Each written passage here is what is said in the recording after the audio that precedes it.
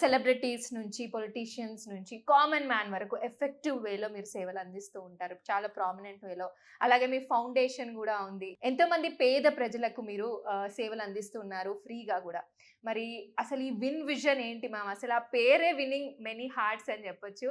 అసలు ఆ thought process ఎలా వచ్చింది విన్ విజన్ అనడానికి? ఆ పేరు, ఆ ఐడియా ఎవరిది? అంటే నేను ఇంతకుముందు మ్యాక్స్ విజన్ అని అక్కడ వర్క్ చేశా. ప్రసాద్ రెడ్డి గారు నా mentor. Okay. What I'm today is ఆయన వల్లే. ఓకే. సో కొన్ని కారణాల వల్ల వాళ్ళు ఆ మ్యాక్స్ విజన్ని వేరే మేనేజ్మెంట్ తీసుకోవడంతో, ఇంకా కొత్త మేనేజ్మెంట్ వచ్చినప్పుడు మనం ఆ ఓల్డ్ అండ్ న్యూ మధ్యలో ఉండే ఆ ట్రాన్సిషన్లో కొన్ని చేంజెస్ ఉంటాయి కదా. సో అప్పటికి నేను కూడా సీనియర్ని అయిపోయాను. సో ఎంతో మందిని మీరు ట్రీట్ చేశారు, ఎంతో మందికి అక్కడ కూడా నాకు అట్లా క్లయింటేల్ చాలా బిల్డప్ అయింది. సో ఇప్పుడు మనమే ఎందుకు స్టార్ట్ చేయకూడదు అని అట్లా అలా వచ్చిందంటే ఆ రకంగా విన్ విజన్ ఇన్సెప్షన్.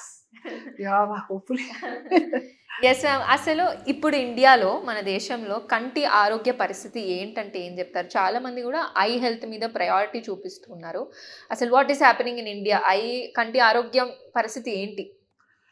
సి ఈ విండోస్, మనం బయట ప్రపంచాన్ని చూడటానికి ఉంచి కళ్ళు కదా మరి.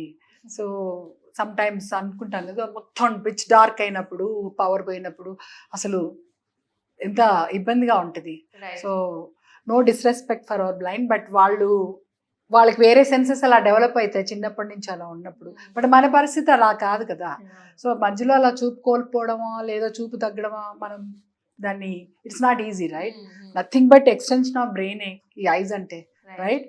సో ఇప్పుడు హెల్త్ పరంగా అంటే లైఫ్ స్టైల్స్ డిసీజెస్ అంటున్నారు కదా, మెటబాలిక్ సిండ్రోమ్ అనేది అయితే చిన్న పిల్లల్లో, అంటే మీ ఏజ్ గ్రూప్ వాళ్ళల్లో కూడా వస్తుంది.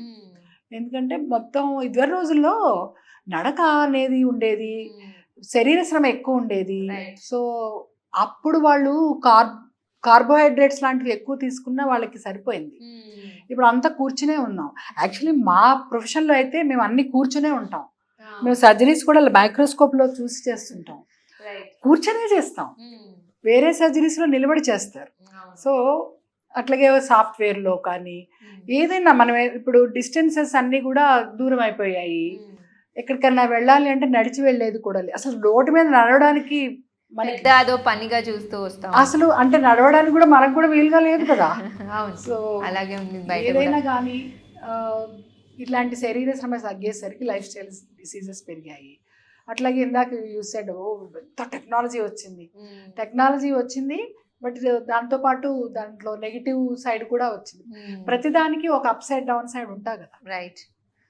Digital thing is so quick. ఇప్పుడు ఎన్నితో రాసేదానికి దాంట్లో గబగబా టైప్ చేసినప్పుడు అది ఉండిపోద్ది.